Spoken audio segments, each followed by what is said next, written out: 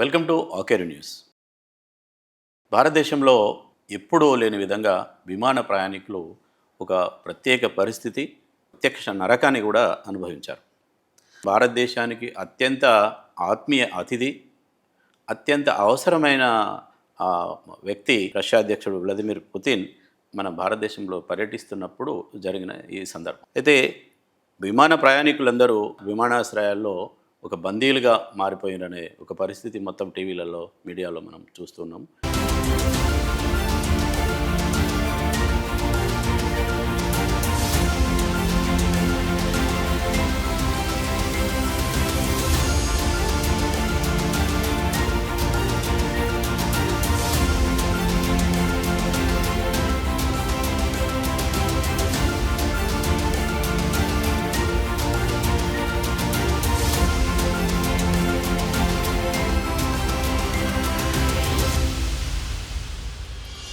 ఈ పరిస్థితి ఎందుకు వచ్చింది?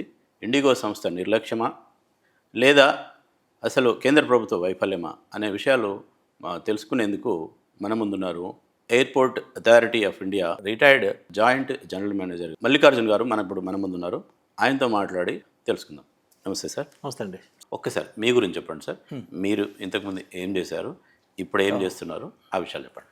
నా పేరు వి మల్లికార్జున్ అండి. నేను ఎయిర్పోర్ట్ సర్వే ఆఫ్ ఇండియాలో ఎయిర్ ట్రాఫిక్ కంట్రోల్గా పనిచేశాను 37 ఇయర్స్. అందులో లాస్ట్ 10 సంవత్సరాలు నేను ట్రైనింగ్లో ఉన్నాను హైదరాబాద్లోనే. ఎయిర్ ట్రాఫిక్ కంట్రోలర్స్ న్యూ ఆఫీసర్స్ని రిక్రూట్ చేసుకుంటాం కదా. రిక్రూట్ చేసుకున్న వాళ్ళకి ట్రైనింగ్ ఇచ్చడానికి ఇండియాలో 3 ప్లేసెస్ ఉన్నాయి. ఒకటి అలహాబాద్, ఒకటి హైదరాబాద్, మూడోది గోండియా. సో నేను హైదరాబాద్ ట్రైనింగ్ సెంటర్లో లాస్ట్ 10 సంవత్సరాలుగా ఇన్స్ట్రక్టర్గా పనిచేశాను. దానికి ముందు నేను రకరకాల ఎయిర్పోర్ట్స్లో పనిచేశాను, లైక్ బాంబే, భావనగర్, కాండ్లా, భోపాల్, బేగంపేట్, శంషాబాద్ అండ్ గోండియా, ఇలా అనమాట. రిటైర్ అయ్యి 1 year అయింది ఇప్పుడు. ఎక్కడి నుంచి రిటైర్ సార్? హైదరాబాద్లో ఉన్న ఏటీసీ ట్రైనింగ్ సెంటర్ నుంచి. ఓకే. గతంలో ఎన్నడూ లేని విధంగా విమానాశ్రయాల్లో ప్రజలంతా తాగునీటికి సంబంధించిన సమస్య నుంచి మొదలుపెట్టి ఇంకా అత్యంత బాధాకరంగా ఏంటంటే, మా పాపకి ఫలానా అంశం ఉంది, ఈ అమ్మాయికి చాలా ఇబ్బంది అవుతుంది, ఎవరైనా హెల్ప్ చేయండి అని చెప్పిన రోదనలు వినిపిస్తున్నాయి.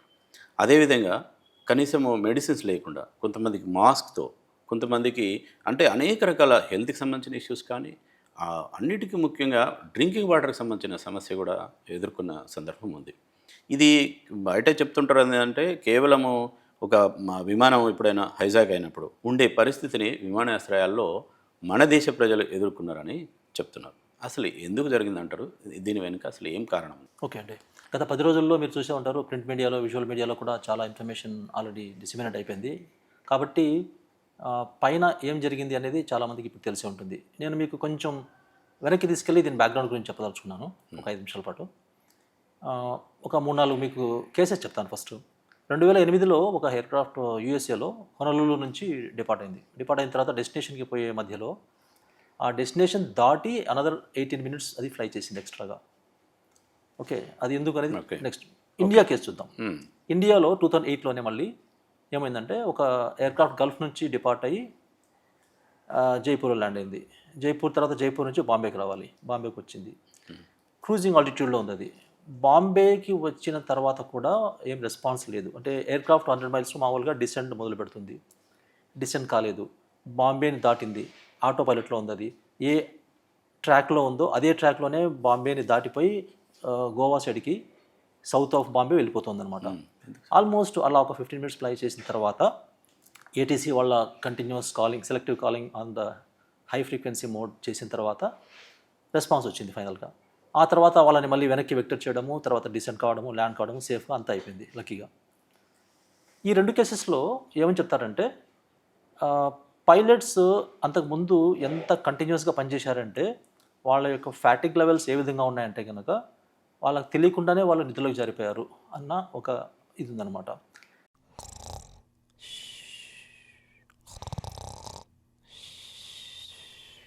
దానికి మీరు సరైన ప్రూఫ్ చూపించలేరు, కానీ ఏవైతే టెక్నికల్గా ఫాలో కావాల్సిన మెథడ్స్, రూల్స్, ఎస్ఓపిస్ ఉన్నాయో అది ఫాలో కాలేదు.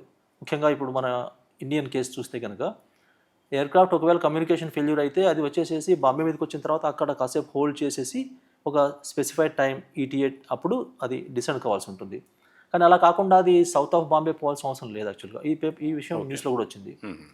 నెక్స్ట్ ఇంకో కేసు చెప్తాను. 2010లో మ్యాంగళూరులో క్రాష్ అయింది. మ్యాంగళూరు క్రాష్లో వచ్చేసేసి one of the reasons for the accident ఏమని చెప్తారంటే కనుక ఫ్యాటిగ్ ఫ్యాక్టర్. అంతకుముందు కంటిన్యూస్గా పనిచేయడం వల్ల అందులో ఉన్న పైలట్ కెప్టెన్, అతను ఒక సెర్బియన్ పైలట్ అనమాట. ఆయన వచ్చేసేసి కాక్పిట్లో ఆయన నిద్రపోయినట్టుగా ప్రూఫ్ ఏంటంటే చాలాసేపు స్నోరింగ్ సౌండ్ రికార్డ్ అయింది.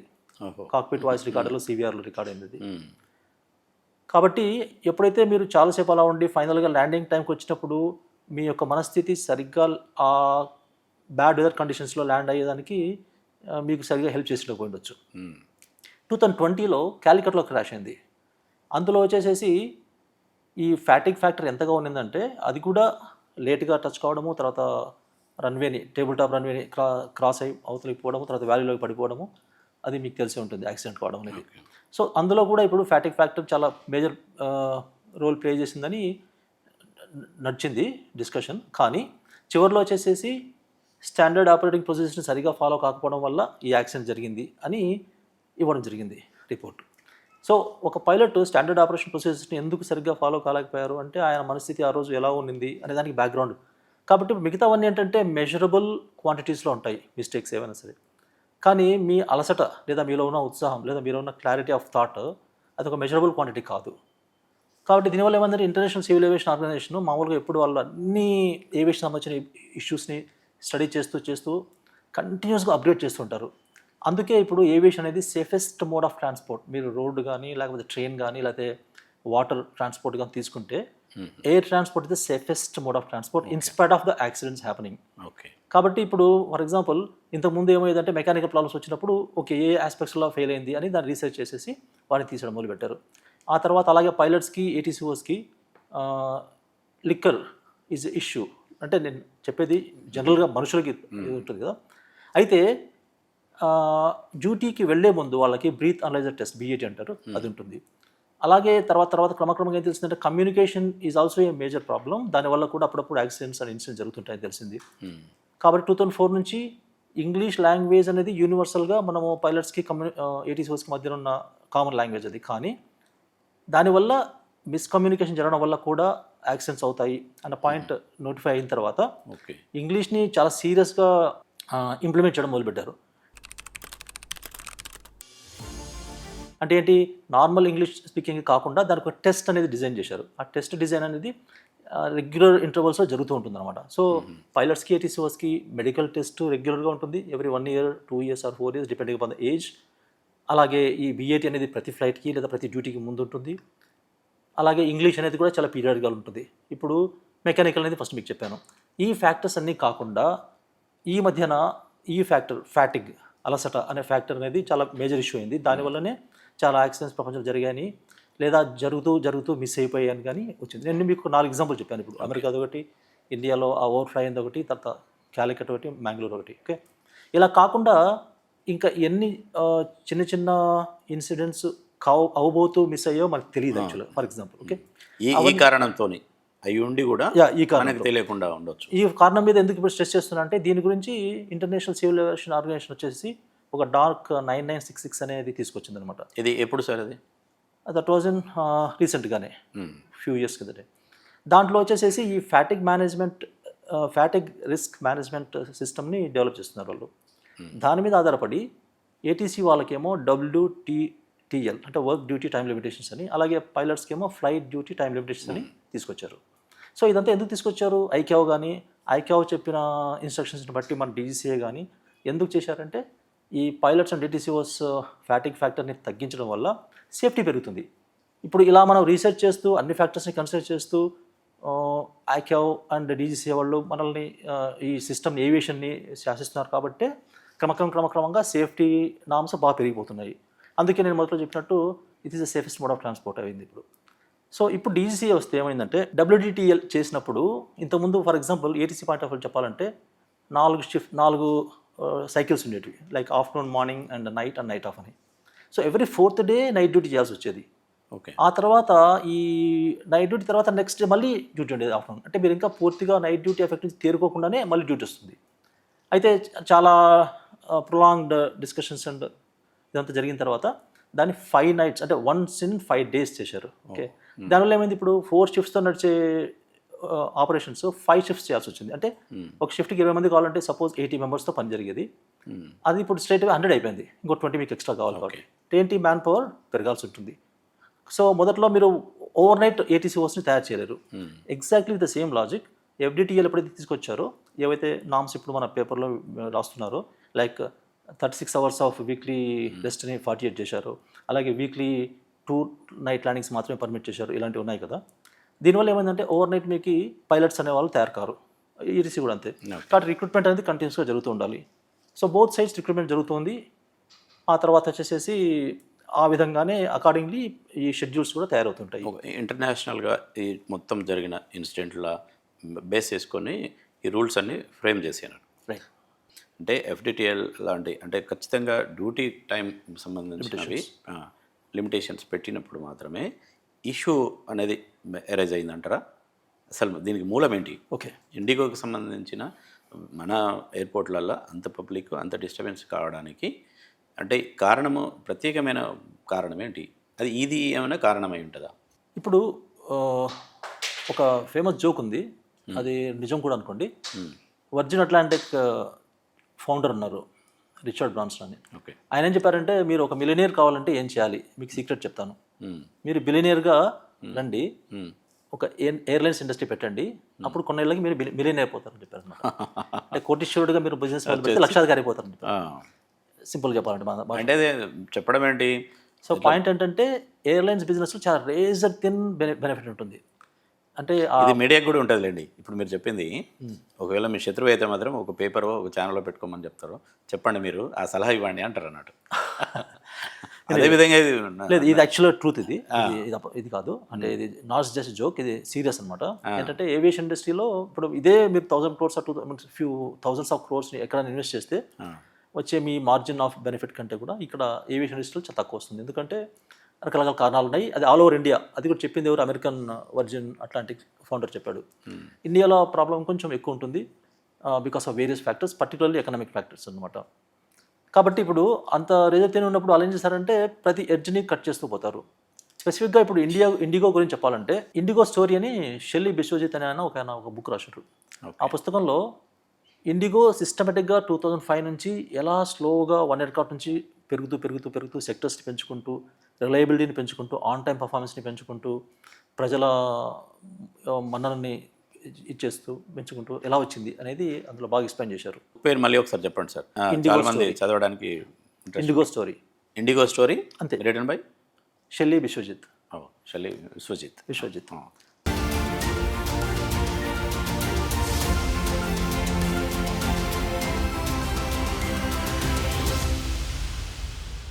అలాగే ఈ లో కాస్ట్ ఎయిర్లైన్స్ గురించి ఒక అద్భుతమైన పుస్తకం ఏదంటే కనుక కెప్టెన్ గోపీనాథ్ అనే ఆయన ఎయిర్ డెక్కన్ రాశారు. ఎయిర్ డెక్కన్ ఫౌండర్ ఉన్నారు కదా, ఆయన సింప్లీ ఫ్లై, పుస్తకం పేరు simply fly by captain Gopinath. అది కూడా వండర్ఫుల్ బుక్.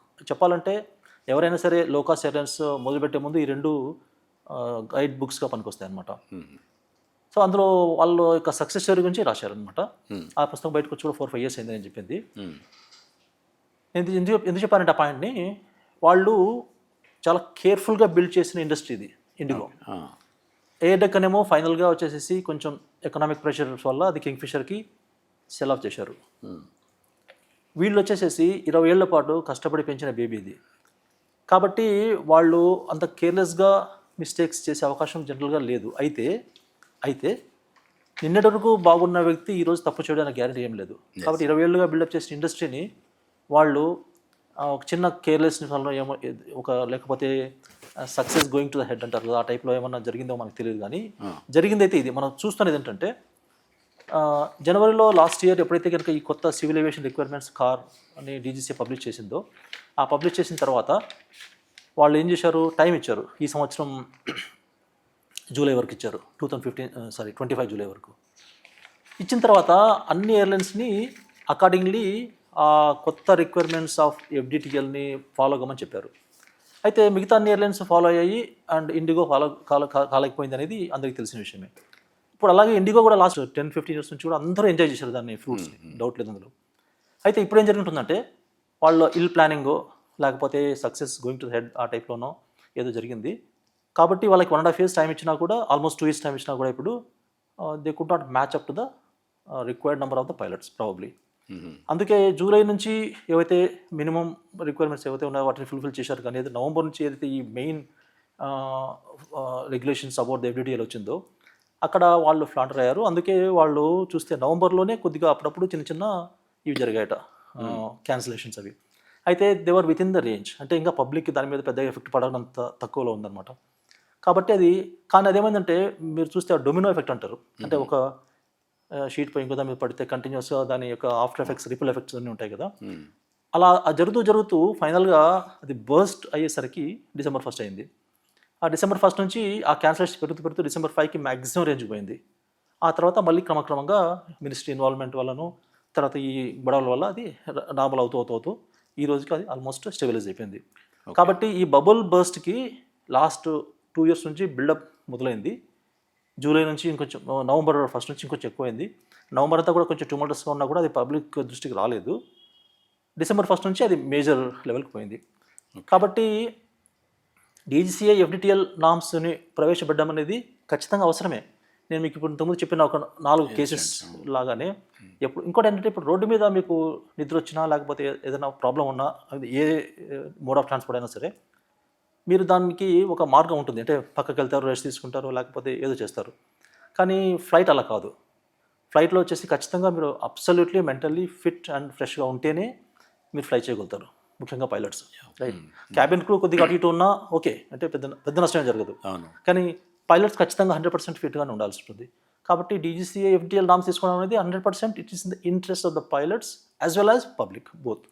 ఓకే, అంటే సెంట్రల్ గవర్నమెంట్ ఇంప్లిమెంట్ చేసిన, అంటే డీజీసీఏ ఏదైతే గైడెన్స్ ఇచ్చి చేసిందో దాన్ని ఇంత ఒకేసారి ఇట్లా డిస్టర్బ్ అవుతుంది అని ఇండిగో సంస్థకి తెలియదంటారా?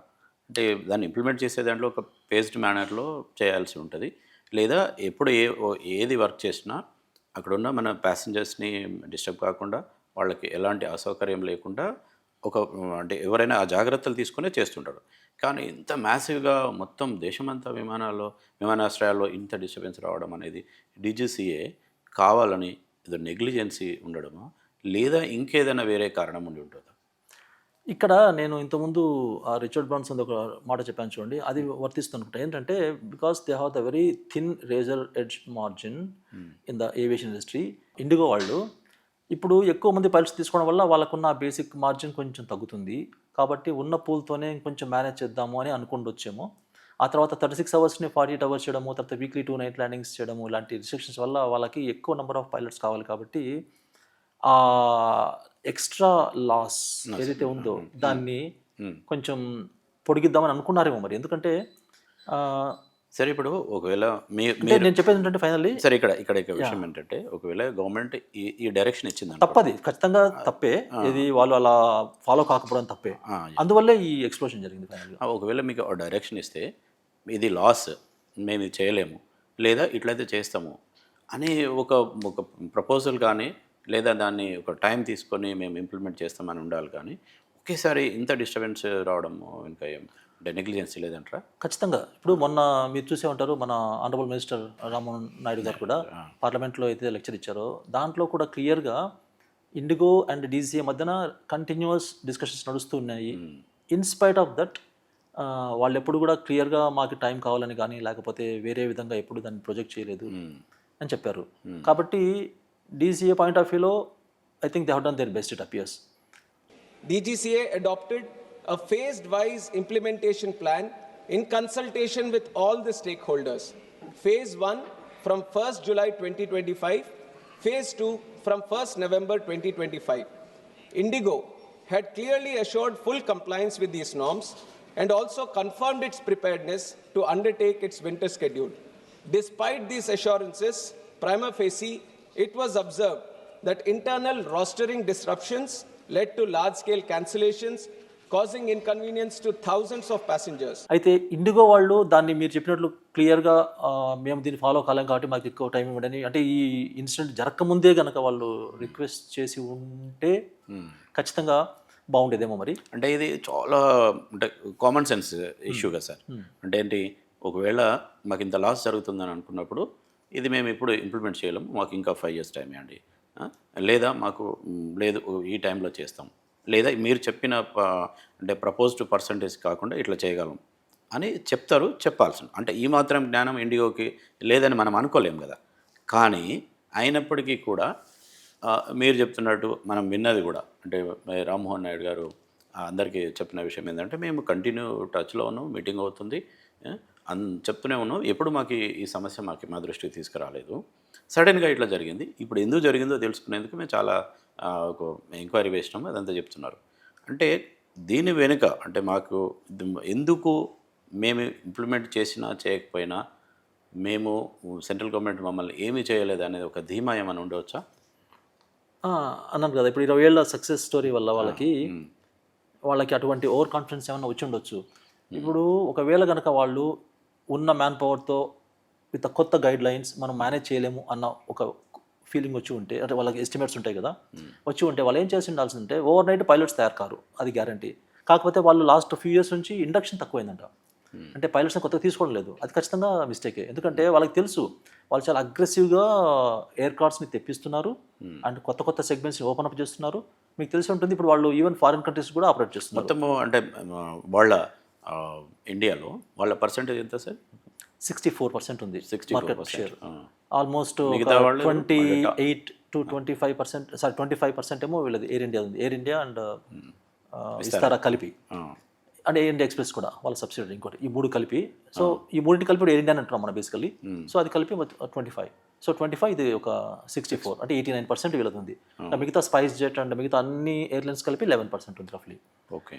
కాబట్టి ఈ ఎయిర్లైన్స్ వీళ్ళు చేసిండొచ్చు అంటే మ్యాక్సిమం ఏం చేసిండొచ్చు అంటే వాళ్ళ సెక్టర్స్ని టెంపరీగా తగ్గించుకొని ఉండొచ్చు. పైలట్స్ ఓవర్ నైట్ రారు కాబట్టి ఫస్ట్ ఆఫ్ ఆల్ వాళ్ళు లాస్ట్ 3-4 years నుంచి కంటిన్యూస్ ఇండక్ట్ చేసుకోవాల్సింది. అది జరగకపోయి ఉంటే అట్లీస్ట్ ఈ రోజు ఏం చేయాలంటే వాళ్ళు ఈ స్ట్రిక్ట్ నామ్స్ వల్ల షెడ్యూల్స్ తగ్గించుకోవాలి. వాళ్ళు షెడ్యూల్స్ తగ్గించుకోకుండా అలాగే పెంచి పైలట్స్ ఇండక్ట్ చేసుకోకపోతే, ఇప్పుడు మీలో ఎవరిలో అయినా సరే ఒక ఎకనామిక్ ప్రాబ్లం ఉందనుకోండి, అంటే ఒక అబ్బాయికి 50,000 జీతం వస్తుంది, కానీ అతనికి అలవాటు వల్ల అతను 70,000 to 80,000 per month ఖర్చు పెడుతున్నాడు. మొదట్లో అందరూ అతను నమ్ముతారు, డబ్బులు ఇస్తారు, హెల్ప్ చేస్తారు, బంధువులు, ఫ్రెండ్స్ అందరూ. కానీ ఏదో ఒక రోజు ఫెయిల్ అవుతాడు అతను. ఆఫ్టర్ 2-3 years ఒక్కసారిగా అతని ఎకనామిక్ సిస్టమ్ మొత్తంగా కొలాప్స్ అయిపోతుంది. మీరు బెట్టింగ్ వాటిలో చూసే ఉంటారు, చాలా మంది ఈ మధ్య ఆత్మహత్యల వరకు వెళ్ళిపోతున్నారు యంగ్స్టర్స్ కూడా. సో ఏంటి, వాళ్ళలో ఉన్న వీక్నెస్ అలా వెళ్తూ ఏదో ఒక రోజు ఎక్స్ప్లోర్ అవుతుంది, రైట్? అట్లాగే వీళ్ళు కూడా ఈ లాస్ట్ 2 years నుంచి ఇండక్షన్ కానీ లేకపోతే షెడ్యూల్స్ తగ్గించుకోవడం కానీ లేకపోతే షెడ్యూల్స్ని చాలా అగ్రెసివ్గా ఎక్స్పాండ్ చేయడం కానీ చేయకుండా ఉన్న గ్రౌండ్ రియాలిటీని బట్టి షెడ్యూల్ పెంచుకుంటూ పోవాలి. వాళ్ళ విజన్ బాగుంది, కానీ గ్రౌండ్ రియాలిటీకి వాళ్ళ విజన్కి మ్యాచ్ కావాలి కదా, అది లేకపోవడం వల్ల ఇది జరిగిండొచ్చు. అంటే కామన్గా జనరల్గా అంటే అంత పెద్ద సంస్థ ఎక్స్పర్ట్స్ ఉంటారు, అడ్వైజర్స్ ఉంటారు, వీళ్ళందరూ కూడా గైడ్ చేసి ఉంటారు కదా, మనకు ఇట్లా చేయకుండా ఉండాల్సి మనం చేయాలి అంటే. ఇది ఇవన్నీ కూడా ఇట్లాంటి సజెషన్స్ కానీ వాళ్ళు ఏమీ తీసుకోలేదా, ఇచ్చే వాళ్ళు ఉండరా, అయినప్పటికీ కూడా చేసిందంటే దీని వెనుక ఇంకేమైనా ఒక ఆలోచన ఉందా అనేది ఒక చర్చ ఉంటుంది. మీరేమనుకుంటున్నారు అసలు? నేనైతే company mismanagement and oversight, అంటే unable to plan the rostering properly అని అనిపిస్తుంది, లేదా కైండ్ ఆఫ్ ఓవర్ కాన్ఫిడెన్స్ చెప్పొచ్చు కరెక్ట్గా చెప్పాలంటే. అంటే somehow we can manage the show అనే ఒక అన్రియలిస్టిక్ ఐడియా మన వాళ్ళకు ఉండిందేమో మరి. ఎందుకంటే అది కాకుండా ఇంకా వేరే యాంగిల్ ప్రస్తుతానికి అయితే కనపడడం లేదు. ఓకే. అయితే మామూలుగా అంటే జనరల్ ఒక డిస్కషన్ ఉండేది ఏంటంటే, ఏదైనా ఒక ఇండస్ట్రీ ఉందనుకోండి, ఆ ఇండస్ట్రీ ఎప్పుడు కూడా అంటే ట్రేడ్ యూనియన్ మాకు సంబంధించిన డిమాండ్స్ ఇవి ఉన్నాయి, అంటే మీకు కావాల్సిన సంబంధించిన ఈ ఫెసిలిటీస్ కల్పించాలి, ఈ వేజెస్ పెంచాలి అని చెప్పి మేనేజ్మెంట్కి ఒక సమ్మె నోటీస్ ఇచ్చింది అనుకోండి. సమ్మె నోటీస్ ఇస్తే మేనేజ్మెంట్ ఒకవేళ వాళ్ళకి అది వైబిలిటీ ఉంటే అది కాదు ఇదని డిస్కషన్ చేస్తారు, చర్చలు చేస్తారు, ఎంతో కొంత ఇంప్లిమెంట్ చేస్తారు. కానీ కొన్నిసార్లు వాళ్ళు ఒకవేళ ఒక డిక్టేటర్షిప్ లాగా అంటే మేము యజమానులు, మీరు తిండి పెడితే మీరు రోజు వచ్చే లేబర్, మీరు ఒక కార్మికులు, మీరు మమ్మల్ని బెదిరించే స్థాయిలో ఉన్నారా అనే దాంట్లో కొన్ని మేనేజ్మెంట్స్ అవసరమైతే మేము ఫ్యాక్టరీ మూసేస్తాం లేదా లే ఆఫ్ చేసేస్తాం అని చెప్పి బెదిరించి పని చేయించుకున్న సందర్భాలు ఉన్నవి. అరే ఎందుకు ఉన్న తిండికి ప్రాబ్లం అవుతుంది మళ్ళీ ఎందుకు ఎందుకంటే మనం చూస్తున్నాం కదా గత ప్రభుత్వాల్లో కూడా పారిశుద్ధ్య కార్మికులు వాళ్ళందరూ సమ్మె చేసినప్పుడు కూడా ఏమీ పట్టించుకోకుండా వాళ్ళందరూ ఫస్ట్ క్లోజ్ చేస్తే తప్ప మీ డిమాండ్స్ ఏదో అని మీరు స్ట్రైక్ చేయడం అనేది ఆపేసే తప్ప మేము మాట్లాడలేమని చెప్పిన ప్రభుత్వాలు ఉన్నాయి. అట్లనే ఇక్కడ ఇండిగో సంస్థ కూడా మేము 64% ఉన్న దాంట్లో మమ్మల్ని టచ్ చేస్తే ఏం జరుగుతుందో అది ప్రత్యక్షంగా చూపించాలని అనుకున్నారు కాబట్టి ఇట్లా జరిగింది అనేది ఒక అనాలిసిస్ ఉంది సార్. అదొక చర్చ కూడా జరుగుతుంది. సెంట్రల్ గవర్నమెంట్కి మేము చూపిస్తాం, మీరు అనవసరంగా మా దాంట్లో మీరు ఏదో రూల్స్ పెట్టి ఈ పేరు ఆ పేరు పెట్టి ఇవి చేస్తే మేము ఏం చేయగలమో చూడండి, ఎంత డిస్టర్బెన్స్ వస్తుందో చూపించగలము. ఎందుకంటే మేమే ఇప్పుడు అన్న 64% మాదే ఉంది, ఇప్పటికిప్పుడు ఇంకెవరో వచ్చేసి నడిపించలేరు. అదేమి మామూలుగా ఆల్టర్నేటివ్ ఇప్పుడు బస్సు ఆర్టీసీ స్ట్రైక్ చేసింది అనుకోండి, ఆర్టీసీ స్ట్రైక్ చేస్తే అవసరమైతే ఇంకో వేరే ట్రాన్స్పోర్టేషన్ ఏదో విధంగా ప్రైవేటు వాళ్ళని తీసుకొస్తారు. ఇప్పటికిప్పుడు ఫ్లైట్స్ తీసుకొచ్చో లేకుంటే ఇంకో వాళ్ళని ఎంటర్టైన్ చేసి అది సమస్య పరిష్కరించే అవకాశం ఉండదు.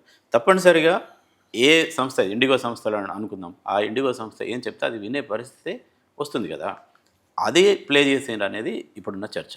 మీరేమంటారు? నేను అనుకోవడం ఏంటంటే అంత పెద్ద రిస్క్ ఇంత పెద్ద కంపెనీ తీసుకోదని. ఎందుకంటే వాళ్ళకి ఇప్పుడు చూడండి, వాళ్ళకి కొత్త పైలట్స్ తీసుకుంటే నెలకి suppose let say few 100 crores ఎక్స్ట్రాగా బర్డెన్ అయ్యింది అనుకుందాం. బట్ దానివల్ల at the same time flying business కూడా జరుగుతుంది.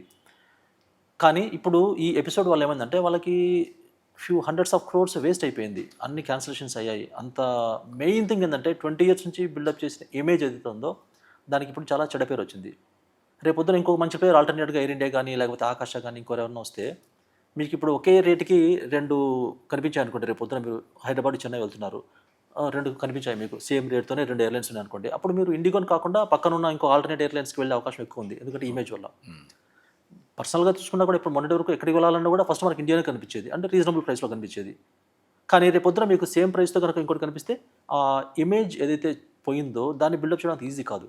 కాబట్టి అంత పెద్ద మిస్టేక్ ఇంత పెద్ద ఎయిర్లైన్స్ చేస్తుంది అని నేను అనుకోవడం లేదు. అంటే ఆర్మ్ ట్విస్టింగ్ అంటారు మీరు చెప్పేది, ఆర్మ్ ట్విస్టింగ్ బిజినెస్ని ఇంత పెద్ద company at the cost of image చేయకపోవచ్చు. కాకపోతే అది ఆర్మ్ ట్విస్టింగ్ కాకుండా వాళ్ళ ప్లానింగ్ మిస్టేక్ అన్న ఉంటుంది, లేదా ఓవర్ కాన్ఫిడెన్స్ అన్న ఉంటుంది, అండ్ లేదా లాస్ట్ మినిట్ వరకు somehow we can manage no problem అన్న ఒక మిస్కాన్సెప్షన్ మేనేజ్మెంట్లో వచ్చినట్లుంది. అంటే ఒక్కరోజు అంటే ఏదో అట్లా టెక్నికల్గా లేదన్నా ఆలోచించవచ్చు, కానీ ఒక దాదాపు 5 days దాదాపు 1 week ఆ ఇష్యూ కంటిన్యూ అవుతుంది.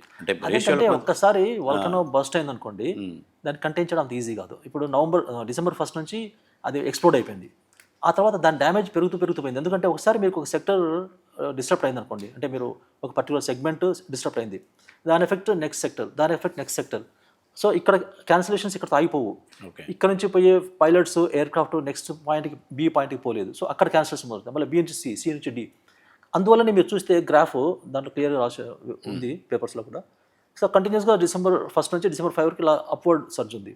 డిసెంబర్ 5కి ఇంకా మ్యాక్సిమం రీచ్ అయిపోయింది అనమాట, 90% అన్ని క్యాన్సిలేషన్ వచ్చాయి. మళ్ళీ అక్కడ నుంచి క్రమక్రమంగా వాళ్ళు okay somewhere we have to start అని మళ్ళీ డ్యామేజ్ కంట్రోలింగ్ యాక్ట్ మొదలుపెట్టారు. కాబట్టి అక్కడ నుంచి మళ్ళీ ప్రాపర్గా యాక్ట్ మొదలుపెట్టడము, పైలట్స్ని ప్రాపర్ రోస్టింగ్ చేయడం మొదలుపెట్టారు. మళ్ళీ అక్కడ నుంచి 5th నుంచి తగ్గుతూ 10th కల్లా ఆల్మోస్ట్ నార్మల్ స్టేజ్కి వచ్చేసింది అది. ఓకే, సో అదొక డొమినో ఎఫెక్ట్ వల్ల జరిగిన ఒక ఇది. కానీ బిగినింగ్ మాత్రం డిసెంబర్ 1st and 2nd మొదలైంది అది. ఓకే, ఇంకా సడన్గా జరిగింది అని ఎందుకంటున్నారంటే probably DC and government never expected that Indigo people will resort to this kind of ill planning, will go for this kind of ill planning. Okay. అది IndiGo వాళ్ళకి ఇంటర్నల్గా ఖచ్చితంగా తెలిసే ఉంటుంది, ఇంట్రోస్పెక్షన్ చేసుకుంటే వాళ్ళకి తెలుసు. అది బయట వాళ్ళకి తెలియదు, బయట వాళ్ళకి సర్ప్రైజ్ అది, ప్యాసింజర్స్కి, గవర్నమెంట్కి, ప్రాబబ్లీ డీసీ కూడా అనుకుంటాను. కానీ ఇండిగో వాళ్ళకి మాత్రం మిగతా అంటే పబ్లిక్కి మిగతా అంటే బయట వాళ్ళకి అది సర్ప్రైజ్ అయితే ఓకే, కానీ డీజీసీఏ కూడా సర్ప్రైజ్ అయితే ఎట్లా సార్? డీసీఏ ఎందుకు సర్ప్రైజ్ అని అనుకుంటున్నా అంటే వాళ్ళు ఈ సేఫ్టీ నామ్స్ కావాలి అని చెప్తారు, అది మీరు ఎలా చేస్తారు, ఇంప్లిమెంట్ చేస్తారు అనేది సంవత్సరానికి ఒకసారి 6 నెలలకు ఒకసారి వెళ్ళి ఆడిటింగ్స్ ఉంటాయి వాళ్ళవి. ఆ సేఫ్టీ ఆడిట్స్లో అప్పుడు కనుక ఏమైనా తప్పు ఉంటే వాళ్ళకి తెలుస్తుంది. కానీ డే టు డే యాక్టివిటీస్ మీరు ఎలా మేనేజ్ చేస్తారు అనేది తెలియదు. ఇక్కడ వీళ్ళు ఇన్ని అవర్స్ రెస్ట్ ఇవ్వాలి, తర్వాత ఇలాంటి ప్రొవిజన్స్, సేఫ్టీ ప్రొవిజన్స్ ఉండాలి, తర్వాత ఇలాంటి ప్యాసింజర్స్ కంఫర్ట్స్ ఇవ్వాలి, ఇలా చాలా ఉంటాయి అనుకోండి. ఫర్ ఎగ్జాంపుల్ అలా క్యాన్సిలేషన్ ఇస్తే ఏం చేయాలి, డైవర్ట్ అయితే ఏం చేయాలి, ఇలాంటి నామ్స్ ఉంటాయి. వాటిని మీరు ఫాలో కానప్పుడే ప్రాబ్లం వస్తుంది. కానీ ప్రతిరోజు ఇన్ని ఎయిర్లైన్స్ ఉన్నాయి మన దగ్గర, దాదాపు 14 ఎయిర్లైన్స్ ఉంటే ఆ ప్రతి ఎయిర్లైన్స్కి వెళ్ళేసేసి వాళ్ళ రోస్టింగ్ బిజినెస్ ఎలా ఉంది, వాళ్ళ ఫ్లైట్ డిస్పాచింగ్ సిస్టమ్ ఎలా ఉంది, తర్వాత పైలట్స్ పొజిషనింగ్ ఎలా ఉంది, ఆ తర్వాత ఎయిర్ కార్డ్స్కి ఏఎంఈస్ ఎంతమంది ఉన్నారు, అంటే రఫ్గా వాళ్ళకి సేఫ్టీ ఆర్ట్స్ ఉంటాయి. But exactly day to day ఇప్పుడు అట్లా ఆపరేషన్ చూడకపోవడం వల్లనే ఇంత పెద్ద ఇష్యూ జరిగిన తర్వాత తెలిసింది డీజీసీఏకి. కానీ సాధ్యం కాదు. కానీ అంటే ఇప్పటి నుంచి అయినా తప్పనిసరిగా దానికి ఒక మానిటరింగ్ వ్యవస్థను పెట్టాలన్న అంటే పరిస్థితి ఏర్పడింది. ఆల్మోస్ట్ అది ఎలా ఉందంటే ఎగ్జాక్ట్ సేమ్ పాయింట్ యాక్చువల్గా నాయుడు గారు కూడా చెప్పారు పార్లమెంట్లో. అదేంటంటే ఎగ్జాక్ట్ ఎలా ఉందంటే ప్రతి ఎయిర్లైన్స్లోనూ అది కూడా ప్రతి స్టేషన్లో కూడా ఒక ఆఫీసర్ కూర్చోవాలి మరి, అంటే డీసీ. అప్పుడు ఇంకా వాళ్ళ సీఈఓస్ వాళ్ళ సిఓఓస్ ఎందుకు ఇంకా నామ్స్ అనేటివి ఎలా ఉంటాయంటే నార్మల్గా ఎంత తక్కువ రూల్స్ ఉంటాయో అంత ఎక్కువ ఫ్రీడమ్ ఇస్తామో అప్పుడు పెరుగుతుంది ఇండస్ట్రీ అనేది. ఎక్కువ రూల్స్ అయ్యే కొద్దీ తక్కువ గ్రోత్ ఉంటుంది. ఇప్పుడు ఖతార్ ఎయిర్లైన్స్ ఉంది, one of the best in the world. వాళ్ళ యొక్క మిషన్ స్టేట్మెంట్ ఏంటి తెలుసా? One line, we want to be the best airlines in the world, అంతే, దట్స్ ఆల్. ఎప్పుడైతే రూల్స్ అండ్ రెగ్యులేషన్స్ ఎక్కువ అవుతూ ఉంటాయో అప్పుడు వచ్చేసేసి ఒక కైండ్ ఆఫ్ సఫకేషన్ వస్తుందన్నమాట. సరే, ఇప్పుడు జరిగింది కాబట్టి కొన్నాళ్ళ పాటు ఈ నామ్స్ ఖచ్చితంగా అంటే ఎగ్జాక్ట్లీ ఎలా ఇంప్లిమెంట్ చేస్తారో మనకు ఇంకా చెప్పలేము ఇప్పుడే. కానీ రెగ్యులేటరీ బాడీ అయితే ఖచ్చితంగా ఆల్రెడీ స్టెప్ ఇన్ అయింది అండ్ వాళ్ళు చాలా వరకు యాక్షన్ తీసుకుంటున్నారు. ఇక్కడ ఏంటంటే పైన కొంతమంది మాత్రమే వాళ్ళందరినీ మేనేజ్ చేయగలము అని అనుకునే వాళ్ళు ఉన్నారు కాబట్టి ఈ మానిటరింగ్ సిస్టంలో కొంచెం తక్కువ ఉన్నదేమో అని అనిపిస్తుంది అన్నట్టు. ఒకటి ఏంటంటే మ్యాన్ పవర్ ఇష్యూ ఉంది ఇక్కడ కూడా, అంటే డీసీఎల్ కూడా మ్యాన్ పవర్ ఇష్యూ ఉంది.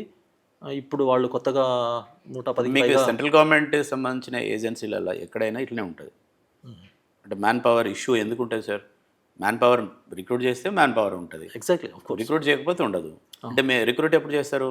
మీకు ఇంట్రెస్ట్ ఉంటే రిక్రూట్ అవుతుంది, ఇంట్రెస్ట్ లేదు కాబట్టి రిక్రూట్ అవ్వరు. దానికి అది వేరే కారణాలు ఏమి ఉండవు.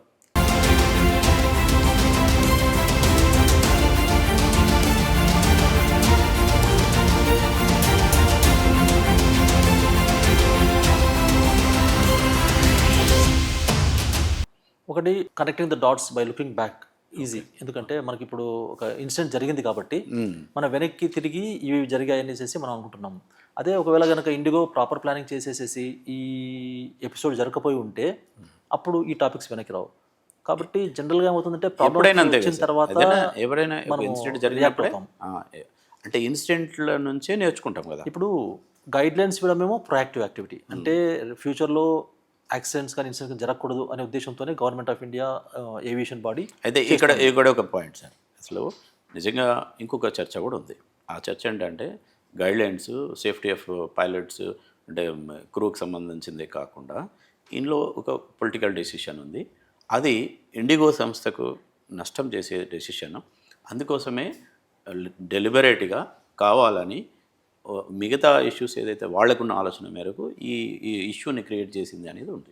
అదేంటంటే ఆల్రెడీ మొనోపోలీగా ఉన్న ఇది ఇండిగో సంస్థ నుంచి ఆదాని కానీ లేదా ఇతర వేరే సంస్థలకు సంబంధించి ఇంకా కొన్ని ఎయిర్వేస్ వచ్చే అవకాశాలు ఉన్నాయి.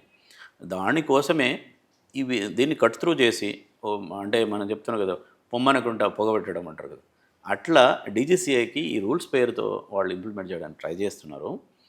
దానివల్లనే అది తెలిసింది కాబట్టి ఇవాళ మేము ఒకవేళ మార్కెట్కి నుంచి మమ్మల్ని వెళ్ళగొడితే ఎంత నష్టం జరుగుతుందో చూపెట్టాలి అనే ఒక శాంపిల్ లాగా ఈ ఇన్సిడెంట్ని క్రియేట్ చేసింది అనేది ఒక చర్చ ఉంది. అంటే నిజంగా అదాని అంబాను ఎవరు వచ్చినా వేరే వాళ్ళకు కోసమే ఇదంతా జరుగుతుంది అని అంటారు. మీరేమో అది ఇంపాసిబుల్ అనుకుంటారు. ఎందుకంటే ఈ నామ్స్ కేవలం మన ఇండియన్ గవర్నమెంట్కి సంబంధించినవి కాదు, ప్రపంచమంతా అప్లికబుల్ అవుతున్నాం అనమాట. ఇప్పుడు ఇంగ్లీష్ కానీ బ్రీత్ అనలైజ్ కానీ లేకపోతే వేరే ఏవైతే నామ్స్ మనం ఫాలో అవుతున్నామో అవి మనం డీజీసీఏ సొంతంగా తయారు చేసుకున్న బ్రెయిన్ చైల్డ్ కాదు. అది ICAO international civil aviation organisation అయితే ఉందో అది ఆల్ ఓవర్ ద వరల్డ్ జరుగుతున్న ఏవియేషన్ సినారియోకి రెస్పాన్సిబుల్ అనమాట. వాళ్ళు ఇచ్చే నామ్స్ని బట్టి ఇప్పుడు ఇండిగో దాదాపు 20 years నుంచి ఉంది కదా సార్. ఇది కొత్తగా వచ్చింది కాదు కదా. 20 years నుంచి ఉన్నప్పుడు ఇట్లాంటి మీరు ఇంటర్నేషనల్ ఎవరైతే గైడ్లైన్స్ ఉన్నాయో అవన్నీ వెరీ రీసెంట్, 2 ఏళ్ల కింద 3 ఏళ్ల కింద ఈ పర్టికులర్ గైడ్లైన్స్ రీసెంటే. ఎప్పుడైనా మారుతూ ఉన్న కాలానుగుణంగా రూల్స్ వస్తూనే ఉంటాయి. ఎప్పుడు కూడా ఇండిగోని టచ్ చేయకుండా ఇప్పుడు ఇంత ప్రెషరైజ్ చేయడంలో ఇండిగోని ప్రెషర్ చేయలేదు వాళ్ళు. ఇండిగో అయినా అన్ని ఎయిర్లైన్స్ చేశారు. ఓకే. అయితే ఇప్పుడు మన ఎక్కువ ఎఫెక్ట్ అయ్యేది ఇండిగోకి కాబట్టి అంటే మ్యాన్ పవర్ ఎక్కువ తీసుకోవాలి. మ్యాన్ పవర్ లేకుండా ఇప్పుడు మీరే ఇంతకుముందు చెప్పారు ఎయిర్లైన్స్ అనేది మీరు బిలియనీర్గా వచ్చి మీరు మిలియనీర్ అయిపోవడం అనేది. అట్లా ఒకవేళ మ్యాన్ పవర్ కానీ మిగతాది చేసినప్పుడు లాస్ అయ్యే అవకాశం ఉంది. కాబట్టి నేను ఎట్లాగో వెళ్ళాల్సిన అది ఉంది. ఇది నా కోసం కాదు, నన్ను గైడ్లైన్స్ పేరుతో వేరే వాళ్ళకి కట్టబెట్టడం కోసం, ముఖ్యంగా అదాని అనే పేరు అయితే బాగా చర్చలో ఉంది. ఇప్పుడు ఎక్కడ సోషల్ మీడియాలో చూసినా అదానికి ఎయిర్వేస్ అప్పగించడం కోసము చేసే పనిలాగా చెప్తున్నారు. మీరేమంటారు? ఓవర్ నైట్ ఒక ఎయిర్లైన్స్ బిల్డప్ చేయడానికి ఈజీ కాదు. ఆ తర్వాత ఇండిగో లాంటి 64% మార్కెట్ షేర్ ఉన్న విమాన సంస్థని నష్టపరచడం ద్వారా దేశానికి కూడా తీవ్రమైన నష్టం జరుగుతుంది. ఎందుకంటే నేషనల్ హైవేస్ ఇప్పుడు వాళ్ళు ఎందుకు బిల్డ్ చేస్తున్నారు, కొన్ని వందల కిలోమీటర్స్ ప్రతిరోజు తయారు చేస్తున్నారంటే దానివల్ల ఇండైరెక్ట్గా హ్యూమన్ లైఫ్ బెటర్ అవుతుంది. తర్వాత బిజినెస్ మల్టీ క్రోర్ ఎక్కువ అవుతుంది. అలాగే ఏవియేషన్ కూడా ఖచ్చితంగా మల్టీ క్రోర్ బిజినెస్కి ఒక కారణభూతం అవుతుంది. అలాంటి ఎయిర్లైన్స్ని దెబ్బతీసేసి ఇంకొక ఎయిర్లైన్స్ రావడానికి టైం పడుతుంది. తర్వాత అది డెవలప్ కావడానికి, దాని ఇమేజ్ బిల్డప్ కావడానికి చాలా టైం పడుతుంది. దానికోసం అని చెప్పేసి ఈరోజు అద్భుతంగా నడుస్తున్న ఒక ఎయిర్లైన్స్ని అనవసరంగా ప్రెషర్ చేయడం అనేది ఎవరు చేయరు. కాబట్టి ఖచ్చితంగా అది ఒక ఇంపాసిబుల్ సినారియో. ఓకే, ఇది కాకపోతే ఎందుకు పెద్దగా దెబ్బ తగిలిందంటే నేను ఇంతకుముందు అన్నట్లుగానే వాళ్ళు సరిగా ప్లాన్ చేసుకోలేదు కాబట్టి, అండ్ సఫిషియంట్ టైం ఇచ్చారు కూడా, 1.5 years 2 years ఇచ్చారు కూడా, 2 years అని చెప్పచ్చు కరెక్ట్ చెప్పాలంటే, నవంబర్ కాబట్టి.